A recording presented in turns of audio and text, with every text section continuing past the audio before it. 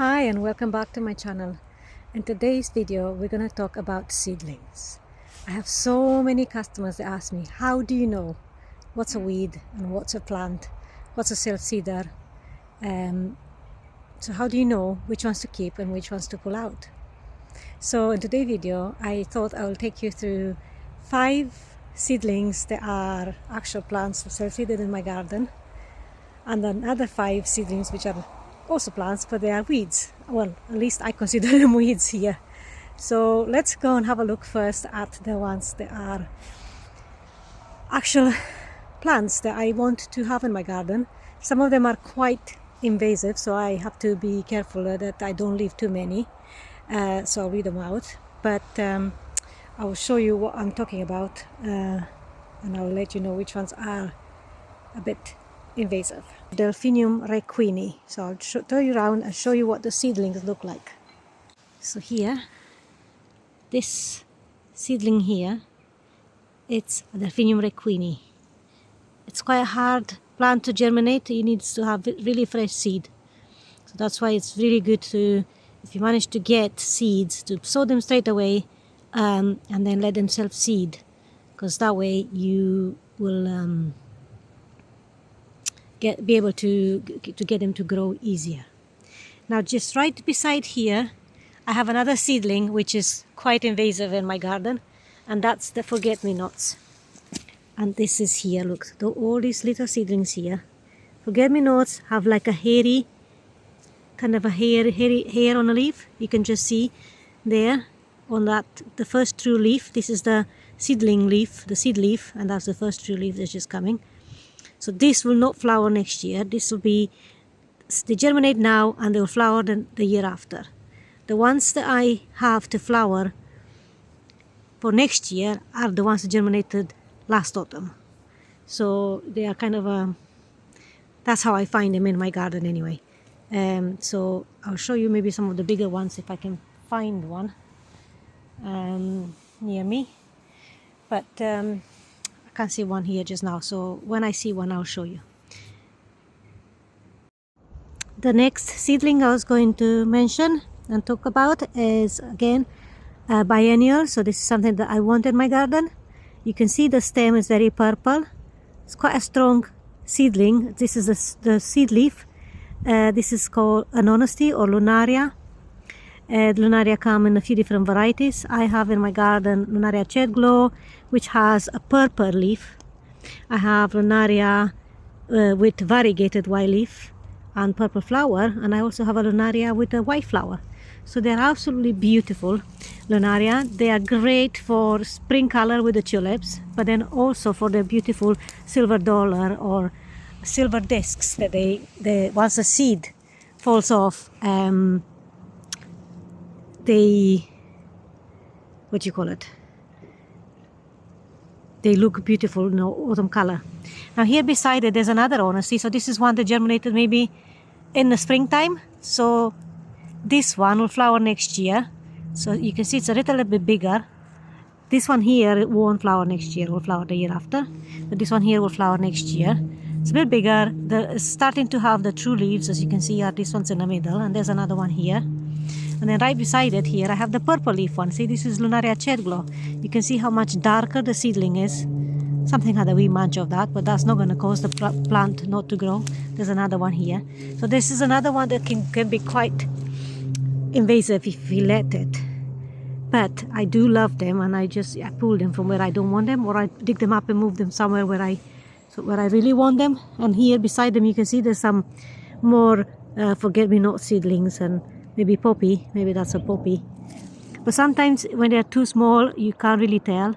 So it's best to let them grow a bit bigger before you make a decision to pull them out or leave them in. And this is what the Lunaria looks like when it's in its seed form. And I'll show you here. See, this bit here hasn't been peeled. So when they peel, that's what the seed looks like.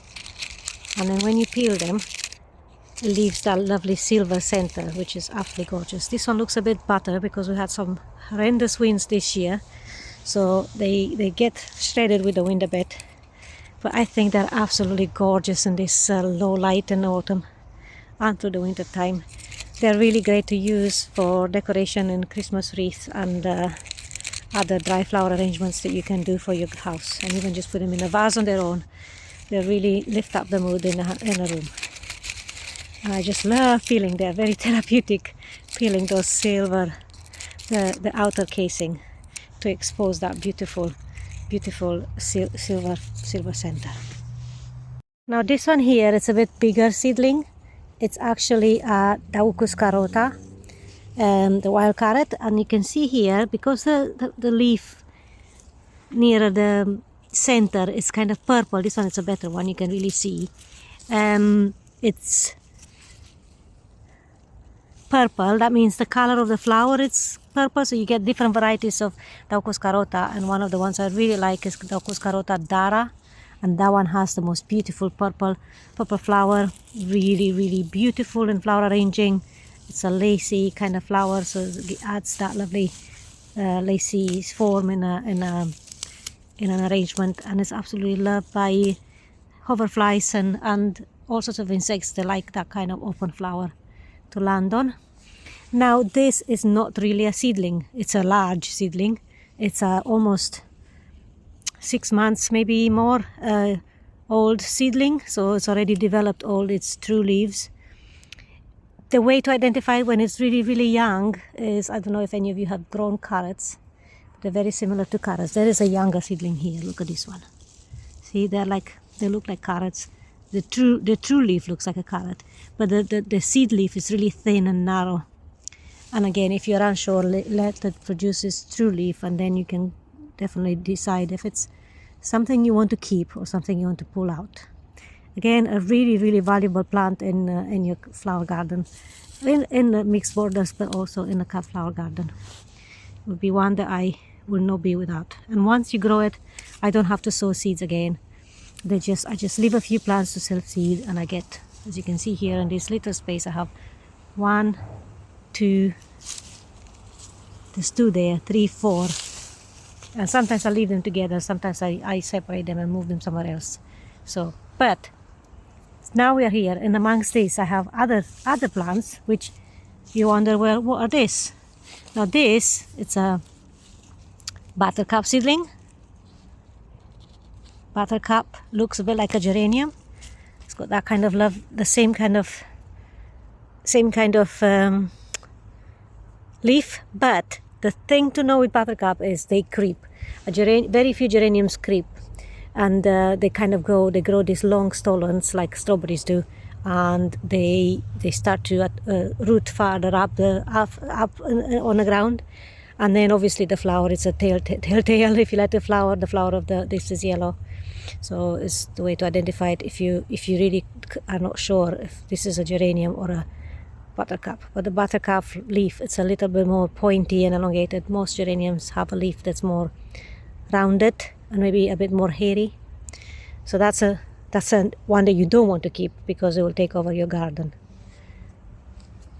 And this one here, it's feverfew seedling. So that's feverfew, and this is what feverfew looks like. And this also is quite invasive in my garden. You can see in this border there's quite a few feverfew, and this is the second flush. So you can, if you cut it back right by in June, end of June into July, if you cut them right down to the ground, they will throw out new shoots and new flower stems, and they're really valuable to have some color in the garden at this time of year when most things start to die back. So feverfew is great. It will grow in very dry conditions, and unshade, so you can plant it under trees and in shade, whereas most things struggle. But feverfew seems to be quite good, and it's great because it lights up a shady corner. White is a great plant to have for shade. So we'll go now and have a look at the next seedling that we want to keep. There's a good example of a good clump of them here with only their seed leaf. So these seedlings here are Nigella seedlings. I'm trying to see if I can see one around me that's already bigger. So that's what they look like when their leaf seed comes up. But then here, there's one. You can see when the true leaf starts to form. It's again looks a bit like a parsley or a carrot kind of leaf. Really nice Nigella. They have beautiful seed heads. They have beautiful flowers right beside it here. There's where the seed heads are. So that's a Nigella seed head, which I can't focus on. See if that one better. See them? They're really beautiful. Again, very, very popular with florists. They love to use the seed heads and the flower in wedding work. It's a great little annual. It will self-seed quite happily in a garden, but it needs an open kind of situation. And you see here where I had the plants, there's a lot of seedlings. So see, this is Nigella seedlings there, there's Nigella seedlings here, there's Nigella seedlings here. They are all over the place. But right beside them, I have one that's a bad weed. Now, probably most of you are familiar with this weed. See it here? This is chickweed. Chickweed is a common name. I cannot remember its Latin name. I'll try and put it on the screen. But chickweed is quite a horrible weed to have. It self-seeds everywhere. It produces more than one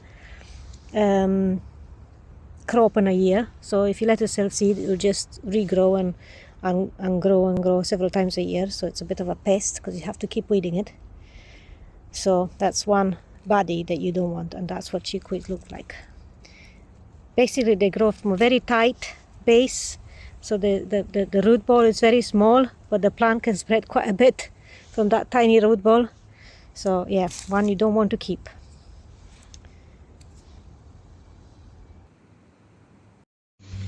Another one you don't want to keep is this. Now this is sticky willy. That's what it looks like at seedling form. The leaf, when it only has the first set, the seedling leaves, it might be hard to identify, but once it starts to grow the center better, the true leaves, you'll be able to tell much easier what it is.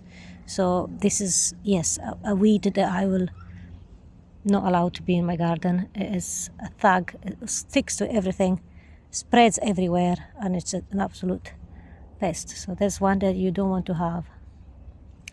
And then beside it, believe it or not, I have another one that I don't want to keep in my garden. This is another form of forget-me-not.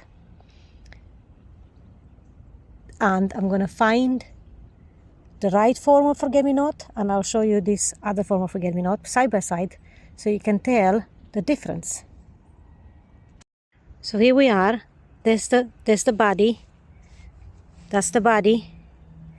You can see the leaves are quite narrow. They are hairy, but quite narrow. It looks like it could be a forget-me-not, but then look at this one. See the one that's a proper forget-me-not with big flowers? It is much wider, the leaf, and you can see the difference when you see them side by side. So if you're unsure, put two side by side, and then the one that has bigger, wider leaf is the proper forget-me-not. The one with the narrow leaf, it's not. It's got a very small blue flower, nondescript, not very nice. And again, I consider it a weed here. But this other one has got the lovely big forget-me-not flower, and it's much better. So here we go. There's another weed that you don't want to keep in your garden. Is this poor specimen, poor variety of forget-me-not.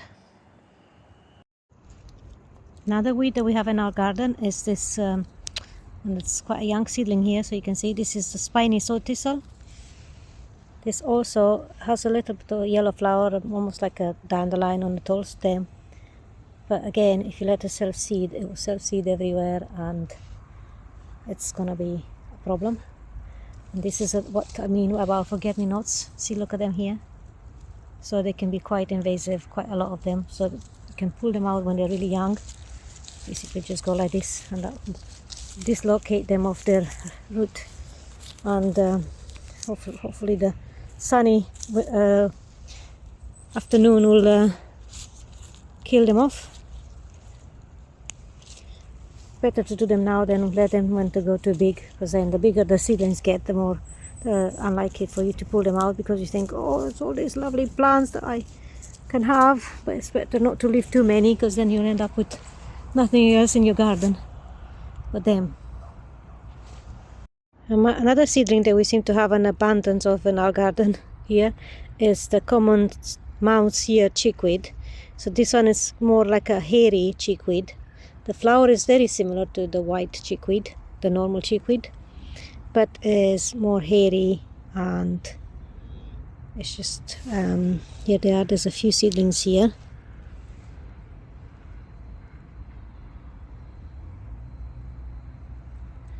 This other seedling that I pulled out is actually a good seedling that I didn't mean to pull out. This is